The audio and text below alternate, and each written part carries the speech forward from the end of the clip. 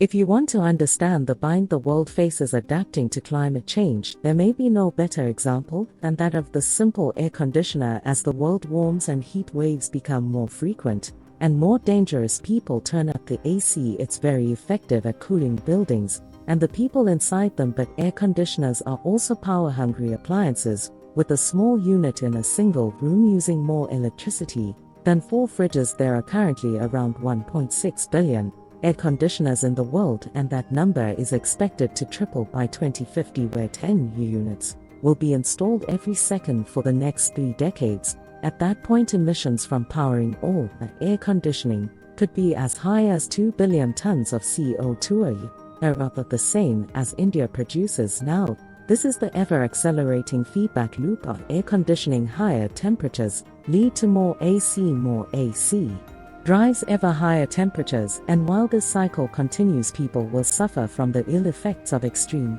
heat. It isn't only about the immediate danger of death or illness during a heat wave. Either higher temperatures can make air quality worse and chronic conditions flare up. Some studies suggest our thinking and decision making is more sluggish when it's hotter. Extreme heat can leave people poor too, as working hours shrink and infrastructure like road and power become unreliable. One way to address the problem is to simply build a better air conditioner. There are unbacked initiatives to improve the efficiency of AC, so it uses less power and produces fewer pollutants. But rather than betting on new, better tech, it's also possible to change our approach to cooling and comfort. Humanity lived without air conditioning for much of its history. Some of the most charming aspects of ancient cities, from Mediterranean courtyards to narrow city streets, are actually ingeniously engineered cooling measures that either black out direct sunlight or use cool stones and plants to keep the nearby air pleasant.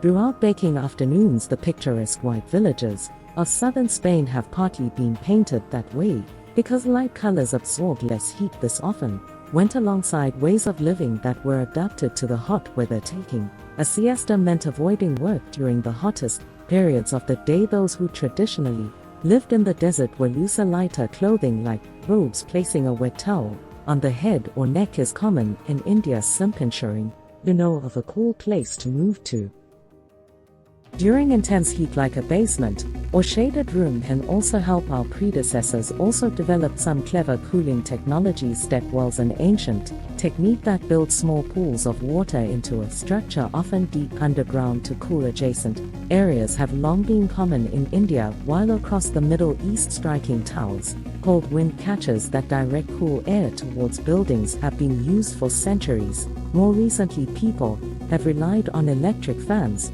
to circulate cool air, which use very little electricity. Including efficient ceiling fans in buildings would go a long way to reducing the quantity of air conditioning used. Many of these approaches are called passive cooling measures because they don't consume energy, but in a sense, air conditioning created a different kind of piety. It allowed people to design frighteningly inefficient buildings in cities full of sealed all-glass skyscrapers and concrete surfaces, and simply cool them down with AC.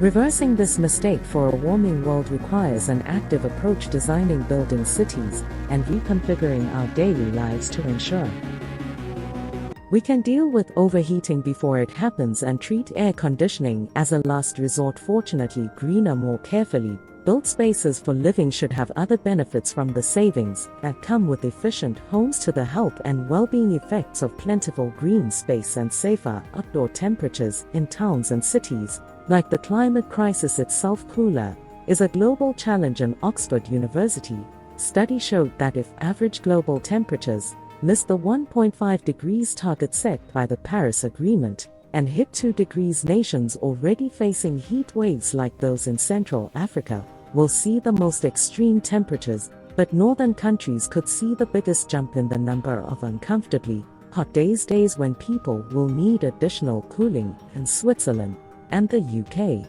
for instance, that number will go up by 30%, the biggest increase globally. The researchers warned that these countries are dangerously unprepared with their homes and cities built with a very different climate In mind in the UK, homes are built like greenhouses. One of the lead researchers said air conditioning is incredibly convenient, but it would be a disaster for the climate if it continues to be the worldwide remedy for rising temperatures. The goal must be to turn air conditioning into a technology of last resort, using clever solutions of the past and adapting the way we live and work in a hotter world. Thanks for watching. For more updates, like, share, subscribe and press bell icon.